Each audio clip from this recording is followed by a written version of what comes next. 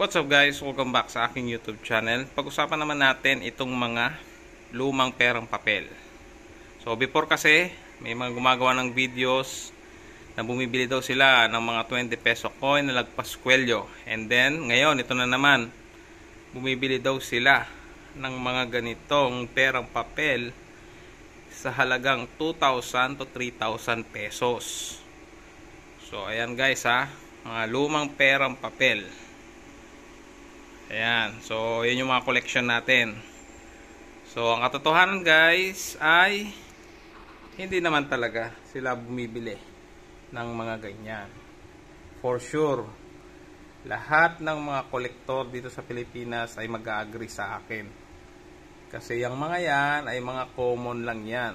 Unless guys, kung yung mga perang papel ninyo ay gaya nitong mga English series na yan. So, pwera pa yung mga may mga signature kasi na mahal. Pero yung denomination ng 100 at saka 500 ay yan ay mahal.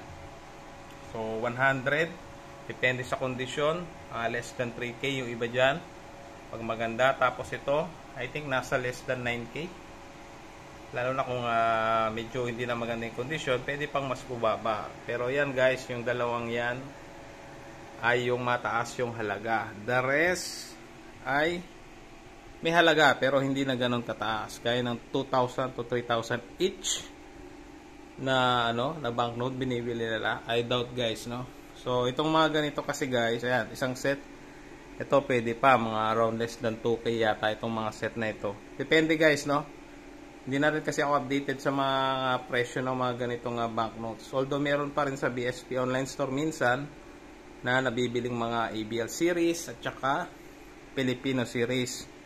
And dito sa NDS naman, mostly mga nandun ngayon ay mga overprint. So may mga print dito sa gilid guys, no.